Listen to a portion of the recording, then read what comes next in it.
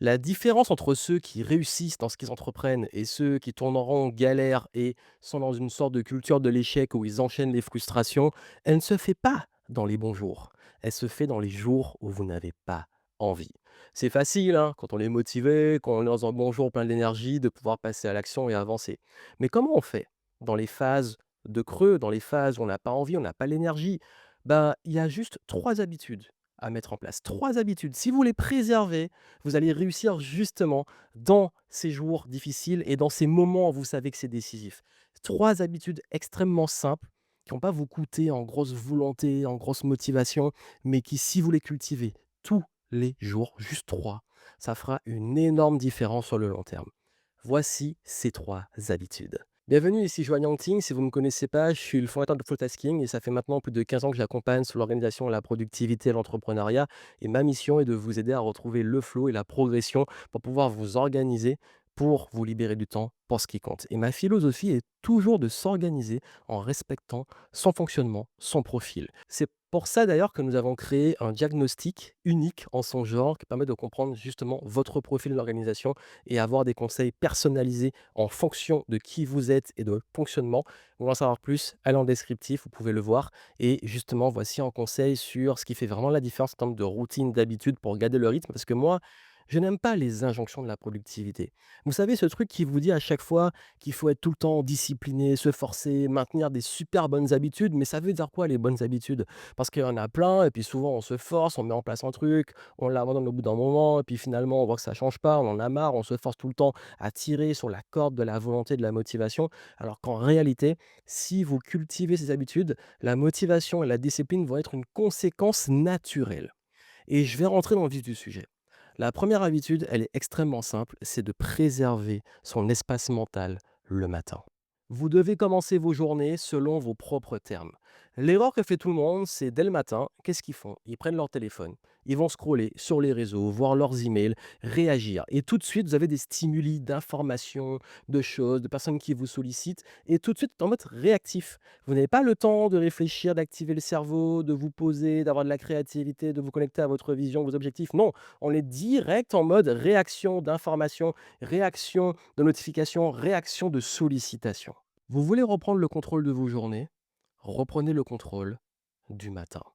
Franchement, la première heure de la journée, vous ne devez pas aller checker vos réseaux, vos emails. Vous devez la consacrer sur ce qui compte, ce qui compte. Ça peut être écrire, reprendre du temps pour vous, aller marcher, faire du sport, passer du temps avec vos enfants, vos proches, votre famille, votre conjoint, conjointe, peu importe. Mais ce moment, il doit être selon vos termes. Vous devez décider et contrôler la première heure du jour et définir qu'est-ce qui compte pour cette première heure du jour. Et j'insiste sur qu'est-ce que vous décidez de prioriser pendant cette première heure. La différence, elle se fait là, ça crée un élan pour toute la suite dans la journée. La deuxième habitude, c'est de bouger avant la fatigue mentale. Plutôt que de rester là, justement, à tourner en rond, derrière un écran, quand vous saturez et tout, allez marcher, allez faire du sport, allez vous aérer. Ne restez pas tout le temps dans une stagnation, surtout la deuxième partie de la journée. Par exemple, après le repas, après avoir justement déjeuné, allez faire une petite marche, allez vous poser. Prenez un temps pour vous mettre en mouvement. Ayez vraiment le mouvement intégré dans vos journées. En fait, il y a rien de pire que de rester là, derrière un écran tout le temps, sans jamais bouger. Même si c'est marcher 5, 10 minutes, ça fait du bien. La grosse erreur de beaucoup de personnes durant leur journée, c'est vraiment ce gros problème et ce gros fléau de notre génération, c'est la sédentarité. Donc prenez du temps, que ça soit, comme j'ai dit, le matin, le midi, l'après-midi, prenez du temps pour bouger, pour aller faire du sport, pour vous aérer, pour oxygéner le corps. Ça va justement vous aider à avoir les idées claires, à vous remettre en mouvement, mais aussi même au niveau intellectuel.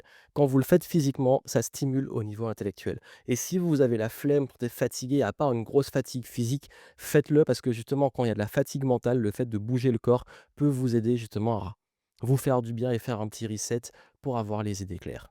Et puisqu'on parle d'idées claires, la troisième habitude, c'est de protéger des moments stratégiques. Des moments où vous concentrez sur la vision, où vous concentrez justement sur vos objectifs, où vous allez, où vous prenez le temps de réfléchir. Parce que la grosse erreur qu'on peut faire, c'est aussi de tout le temps se jeter dans les tâches, les to-do list, ce qu'on a à faire sans jamais prendre du temps de recul, de se dire: «Est-ce que je vais dans la bonne direction? Est-ce que je fais les bonnes choses? Est-ce que je suis sur les bons leviers?» Et ça, c'est extrêmement important parce que parfois on a tendance, et moi aussi le premier, à, se dire: «Bah, là, il faut avancer, deadline et tout», on se jette dans le truc au lieu de prendre parfois juste du temps de recul, du temps de réflexion et protéger ce temps de réflexion tous les jours. D'ailleurs, vous pouvez faire un petit combo, c'est d'avoir justement un moment de la journée le matin, même si c'est 10 minutes pour voir vos objectifs, votre vision, vos priorités du jour et avancer. Et vous avez vu, ça vous coûte pas trop et au contraire, ça permet de gagner beaucoup plus de temps. Protégez le matin, surtout l'heure qui suit le réveil. Ayez des moments pour bouger physiquement. Intégrez-vous ça, mettez-vous des rappels s'il faut pour aller marcher et sortir. Et puis, très, très, très, très, très important, prenez du temps stratégique. Si vous le faites, vous allez surpasser la majorité des gens parce que beaucoup de gens ne le font pas. Ça vous sort du mode réactif, ça vous pousse à réfléchir, ça vous permet aussi d'avoir justement une meilleure dynamique pour avancer, des idées claires et la clarté mentale, ça fait toute la différence. Donc vraiment cultivez ces trois habitudes. Et si vous voulez justement mieux comprendre votre fonctionnement et savoir comment vous organiser en fonction de celui-ci, vous avez le diagnostic en descriptif. Et si vous voulez être accompagné pour qu'on vous aide à vous organiser, vous avez aussi les infos en descriptif. Et moi, je vous souhaite plein de succès. Cultivez ces trois habitudes et je vous dis à très bientôt.